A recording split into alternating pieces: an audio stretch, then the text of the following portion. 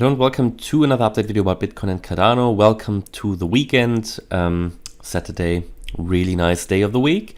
And we can take a look at the prices and can see that Bitcoin is pretty much moving along, moving sideways here. Not too much movement. Cardano moving together with Bitcoin pretty much. Slight upside like Bitcoin as well. And overall, if we scroll through here the top 100 on CoinMarketCap, there are a few winners in the last 24 hours, especially Crypto.com is doing fairly well. Chainlink seems to be recovering a little bit, but all of this, in my view, and of course I would need to have a look at the individual ones, but for most of them, what would count for me is that we can't really see a sustainable upside yet. What I'm really happy with is the Sandbox price increase.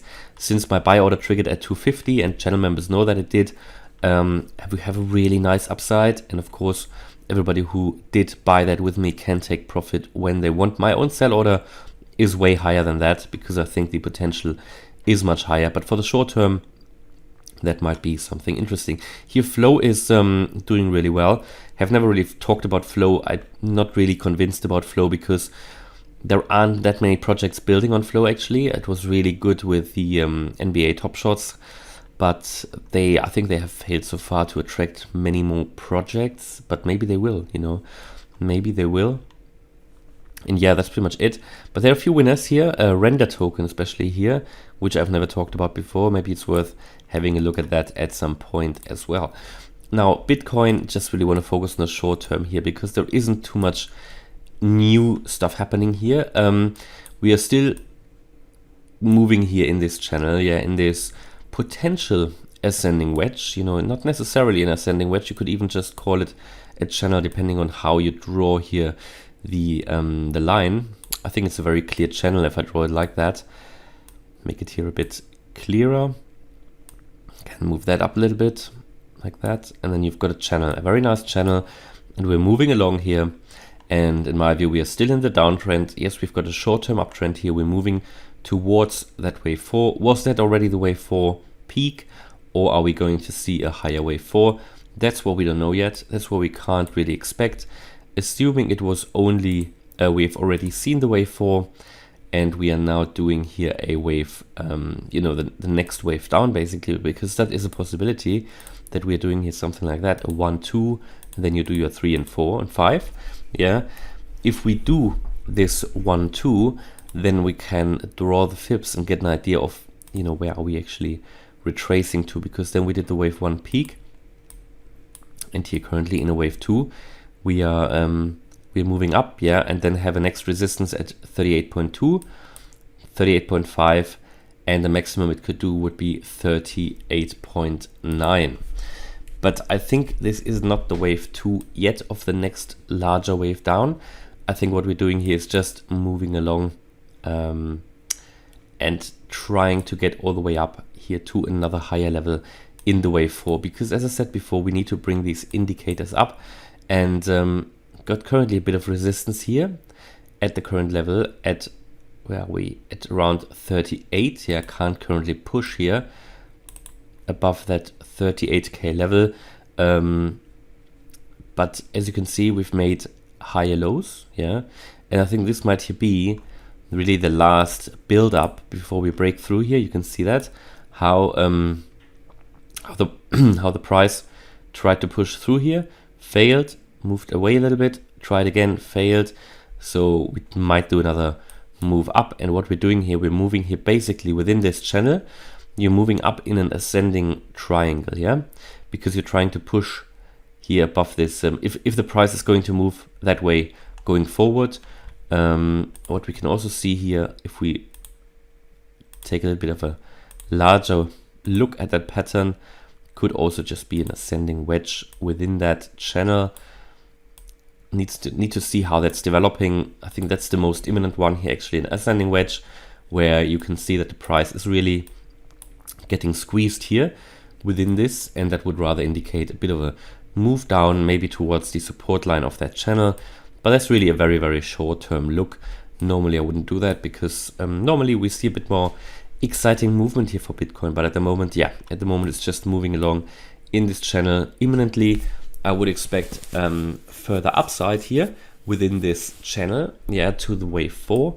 But yeah, we could break out of that descending wedge, ascending wedge to the downside. That wouldn't be a massive jump. I think we might just move here to the support level within that channel. And if we have a little bit of up and down in this channel, I wouldn't be yeah, too surprised. Or you get the volatility within the channel. That's pretty much normal. So don't be yeah, too surprised. And I think we're going to see a bit of a movement here soon. We see the volume declining. We're getting squeezed here into an apex, and whenever that happens, normally you're going to see a bit of a breakout. Yeah. And the same is happening with Cardano as well. I won't really look at the larger picture here. We talked about that, and since then, no news really. Again, in summary, briefly, I do expect further downside as well. I think we've completed a wave 4 here, and we might already be in the wave 5 to the downside. Key support here is the 92 cent level here, previous low. And yeah, I think it's following Bitcoin at the moment, and we can see that on the ADA BTC chart. But again, as I said here, that's still valid. Still a lot of validity in this triangle here. That doesn't say the triangle might not form a different pattern. That sometimes they do. At the moment, it's looking like we're really also moving here into an apex of a triangle, and there isn't much more space here. Yeah, so that's very interesting, and we might just try to break out of that triangle just now. And depending on how you draw it, because there are different ways here in this variant, depending on how you do it, it's a bit tricky because there are different ways and different time frames as well. But there isn't a clear breakout yet. There is no volume. So let's see how that's going to develop. On the 1 hour chart, we're back in the bullish range. On the RSI, that's a good sign. That would rather speak for a potential break here to the upside. On the 4 hour chart, though, we are still in the bearish range, but might just break or try to break the 50 line. So you can see there are a few things that are very interesting. We are here at a key resistance level at the 4 hour chart. And also here in that triangle formation, we are really close to the apex. That fits very well with the Bitcoin chart, where we're also moving here into an apex. Overall, looking at this pattern, we could really see here as a bearish pennant, a break to the downside, and for Bitcoin as well, as I said here, a bearish pattern. We've got this ascending wedge, but this is a very small one, so I wouldn't expect a massive price jump here. But in the end, with a pattern, you just need to wait what's happening. Overall, my expectation for Bitcoin would be a little bit further upside to that wave 4, because we need to bring these, for example, on the 1 day chart, yeah, we need to bring the indicators up a little bit. Not that much for Cardano. I think here we are seeing higher lows on the RSI already.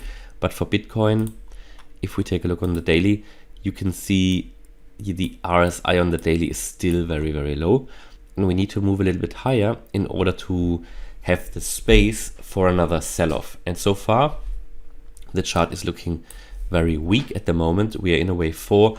That is normal. A wave 4 can be very long, very boring actually as well. And that is what we had before Christmas as well. And then we had another wave 4 here from the 7th of January till the 13th, 14th of January to the peak there. And then we saw another sell-off. So that's pretty much where we are at the moment, and generally a little bit further upside, and then the final sell-off for Bitcoin. And I think Cardano is probably going to follow with that, despite that pattern here. I mean, what I could imagine is, even though it's here possibly a bearish pattern, it might just break to the upside to follow Bitcoin if Bitcoin moves further up. But in the end, with a pattern, you need to wait. What's interesting though, as you can see here on this pattern on the daily, we can actually see that this is looking different on the daily. You can even draw it differently. On the daily, it's looking like a descending wedge. So that's why patterns can be very subjective, look different on different time frames, yeah, depending on if you use the close and open price, or if you use the wicks, the shadows as well, yeah. So it can look a bit like a a bit like a wedge here, or maybe it's rather a descending triangle actually. Yeah, no, I think it's rather a descending triangle. In the end, we just need to see what is going to happen. But it's always worth having a look at these patterns and seeing. What's worth for me is always taking a look at when do we get into an apex, because then you can expect a bit of a break, a bit of a strong move to either side, and then you need to wait for the breakout, maybe a retest, and then you get a confirmation. All right, that's my view here on Bitcoin and Cardano. Hope you liked the update. If you did, please smash the like button and subscribe. Thanks a lot for watching. Bye-bye.